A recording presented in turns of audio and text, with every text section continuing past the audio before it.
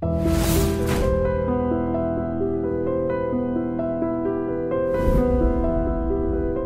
ఎలాగైనా భారీ భారీ ప్రాజెక్టులని ఎట్లాగైనా మనం ఏర్పాటు చేయాలి, దీన్ని సాధించాలి అన్న ఏకైక లక్ష్యంతో విపరీతంగా అప్పులు చేశారు అన్న ఒక ఆరోపణని మీరు ఏ రకంగా దాన్ని అర్థం చేస్తారు? అవి అప్పులు కావమ్మా, క్రియేషన్ ఆఫ్ వెల్త్, ఆస్తుల్ని పెంచటం. అవి ఆ ప్రాజెక్టు ఖరీదు మీకు నీళ్ళు వచ్చిన తర్వాత అతి కొద్ది రోజుల్లోనే రెమిటెన్స్ అయిపోతుంది.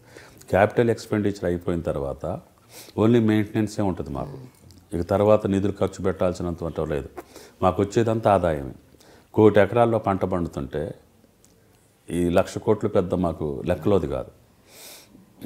తర్వాత సంక్షేమం కూడా ఇంత చేయాల్సిన అవసరం ఉండదు. పంటలు పండి రాష్ట్రం సుభిక్షంగా ఉంటే ఇన్ని సంక్షేమ కార్యక్రమాలు కూడా అవసరం తీరిపోతుంటుంది.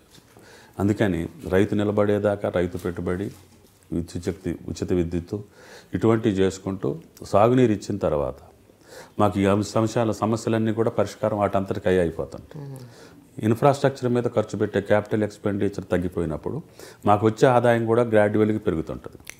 దాన్ని మేము నిరుపేదలకు పంచేదానికి అవకాశాలు ఉంటాయి, భూమి లేని పేదలకు పెంచేదానికి అవకాశం ఉంటుంది. కాబట్టి క్యాపిటల్ ఎక్స్పెండిచర్ మాకు 2-3 ఇయర్స్లో మొత్తం కంప్లీట్ అయిపోతుంది. భగీరథ అయిపోయింది, కాకతీయ అయిపోయింది, రహదారులు అయిపోతున్నాయి, జాతీయ రహదారులు సాధించుకున్నాం. మాకు కేవలం ఈ 2-3 ప్రాజెక్టులు పూర్తి చేస్తే 2-3 ఇయర్స్లో మాకు మిగిలేదంతా ఇక ఆదాయమే. అందుకని 1 కోటి ఎకరాల మీద వచ్చే ఆదాయం, ఆ యొక్క భూము, ఈ చేసుకున్నటువంటి 1,00,000 కోట్లు పెట్టి ప్రాజెక్టు కట్టపోతేనే పిచ్చితనం అవుతుంది. రాష్ట్రాన్ని ఇంకా అధోగతి పాలు చేసినట్టు అవుతుంది, పేదరికాన్ని ఇంకా కంటిన్యూ చేసినట్టు అవుతుంది. పేదరికాన్ని రూపుమాపాలంటేనే శాశ్వత కార్యక్రమాలు పూర్తి చేయాలి. ఇప్పుడు విద్యుత్ శక్తి మీరు చూశారు, పరిశ్రమలు మూతపడిపోయినాయి. వాళ్ళ టైంలో అందరూ బజార్ని పడిపోయారు. మా దగ్గర అయితే గ్రానైట్ మూసేశారు. ఇప్పుడు అటువంటిది కొన్ని లక్షల మంది బతకగలుగుతున్నారంటే విద్యుత్ శక్తి వల్ల రైతు ఇప్పుడు రాత్రి వెళ్ళి మోటార్ వేసుకునే అవసరం లేదు. 24 గంటల కరెంట్ ఇచ్చేటటువంటి ఏకైక రాష్ట్రం భారతదేశంలో తెలంగాణ.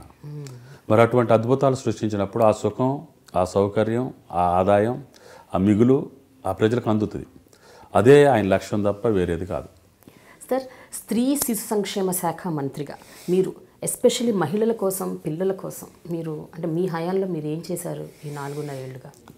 గతంలో ఆ శాఖ కేంద్ర ప్రభుత్వ ఆధీనంలో నడిచేద్దాం, ICDS.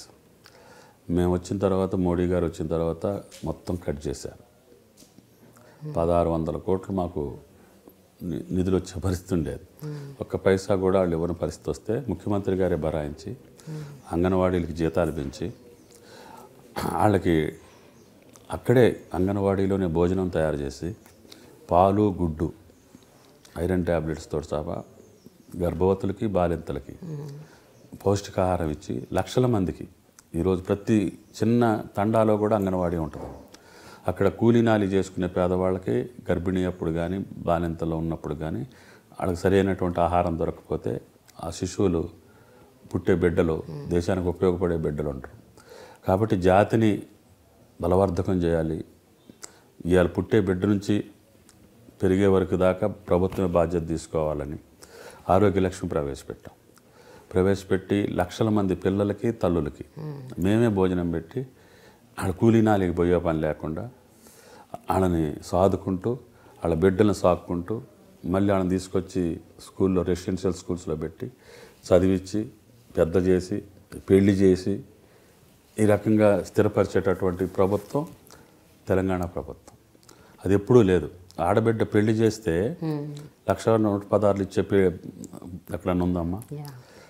ప్రసవిస్తే ప్రభుత్వ ఆసుపత్రికి అమ్మఒడిలో తీసుకెళ్ళి ప్రసవించిన తర్వాత కేసీఆర్ కిట్ ఇచ్చి 13,000 ఇచ్చి మళ్ళీ ఇంటికాడ దింపేటటువంటి ప్రభుత్వం. ఆ బిడ్డకి 1,25,000 ఖర్చు పెట్టి ఇంగ్లీష్ మీడియంలో చదువు చెప్పించేటటువంటి ప్రభుత్వం.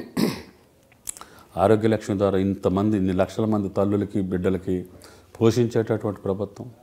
వేడి అన్నం, ఆకుకూర, కోడిగుడ్డు, పాలు అంగన్వాడీలలో ఆ స్కీమ్ని మేము నడుపుతున్నాను. సంతృప్తి నాకు పేద ప్రజల పట్ల జరుగుతూ చూస్తున్నప్పుడు నాకు సంతోషం.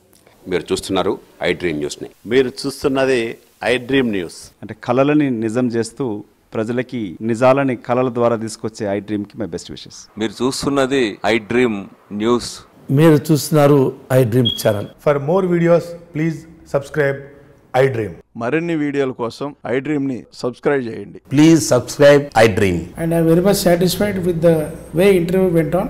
Kindly subscribe to I Dream. For more videos, subscribe to iDream. And loads of fun entertainment and content. Do watch I Dream.